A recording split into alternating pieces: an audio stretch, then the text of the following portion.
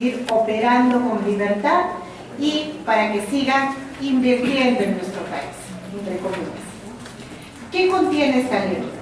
En concreto, esta ley, por ejemplo, establece que de ahora en adelante se van a flexibilizar las exigencias ambientales para las empresas. Por ejemplo, una empresa, antes de iniciar su explotación, lo que tenía que hacer es presentar un estudio de impacto ambiental. Presentado el estudio de impacto ambiental, se supone que este estudio tenían que revisarlo las principales autoridades de nuestro país, como el ANA, como el Ministerio de Agricultura, por ejemplo, tenían que emitir opinión. Esas opiniones antes se daba un plazo razonable para que estas instituciones revisaran el estudio de impacto ambiental y dieran su opinión.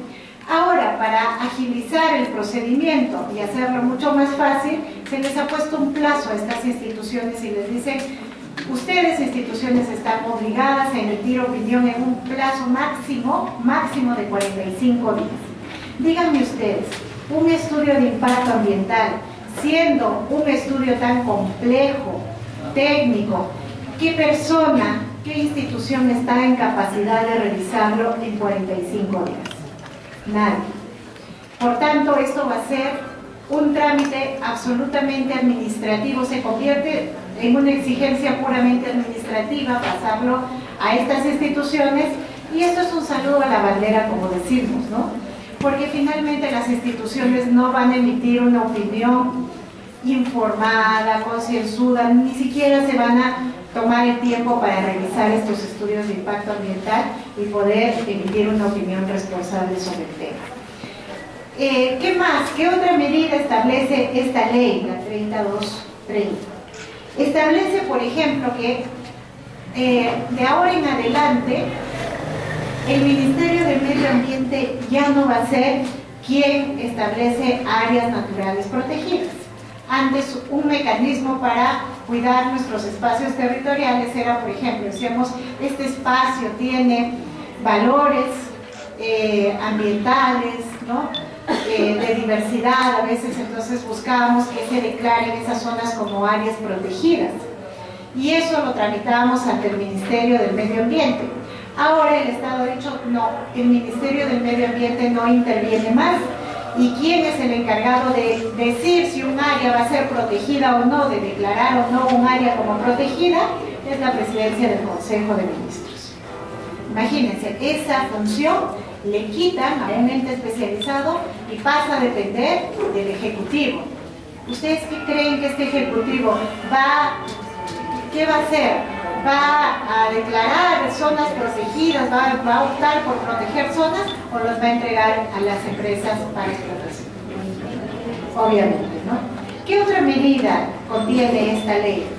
Una medida muy controversial y absolutamente peligrosa. Establece que las zonas, los territorios donde se ubican los proyectos de explotación de recursos, incluso las zonas adyacentes a estos proyectos, dice, entran a un proceso de regularización en la titulación de la propiedad. ¿Qué significa esto? Significa que el Estado está pensando que donde hay concesiones para estos megaproyectos o en las zonas cercanas que las empresas necesitan, es posible que se haga un procedimiento para que esas tierras entren a ser tituladas a favor de las empresas mineras o del Estado, que se las entregará a las empresas. Eso significa que las tierras de las comunidades indígenas, ancestrales, etcétera, pueden estar en este momento en riesgo. Acuérdense del tema del baguazo. ¿Por qué fue el tema del baguazo? Finalmente porque dieron un conjunto de decretos que pretendían lo mismo que dice esta ley: entregar los territorios a las grandes extractivas.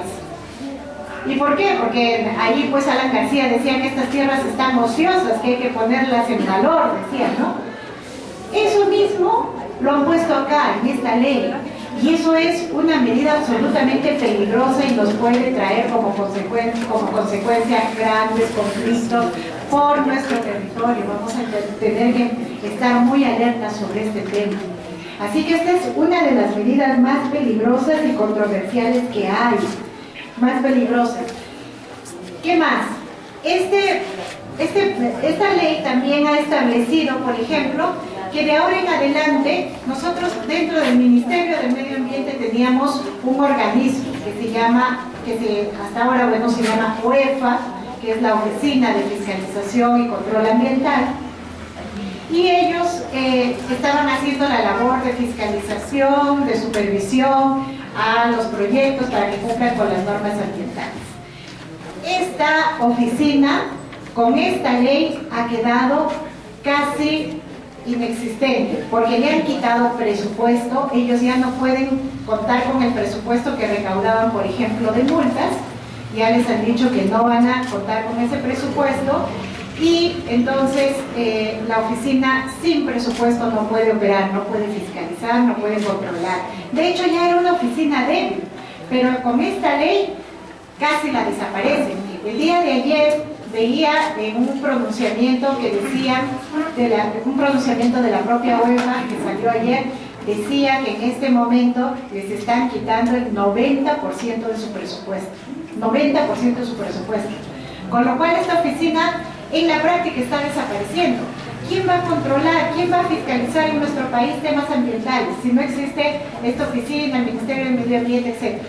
Nadie. Si hasta ahora estábamos mal, ahora vamos a estar peor, compañeros. No tenemos dónde quejarnos, no tenemos dónde ir a reclamar. ¿Qué otras medidas? Entre otras medidas, la población está promoviendo y nos está poniendo en serio riesgo de daños ambientales sin la posibilidad de que el Estado nos proteja. Esta ley lo que está promoviendo es que se quiten progresivamente la tierra, las comunidades ancestrales, indígenas, o que la tierra de la gente donde están ubicados los grandes megaproyectos finalmente pasen a ser utilizados con previos procedimientos sencillos administrativos a favor de las empresas. Hoy más que nunca, y con eso termino, es que tenemos que alzar nuestra voz fuerte. Estas leyes no pueden estar vigentes en nuestro país. Estas leyes son además anticonstitucionales.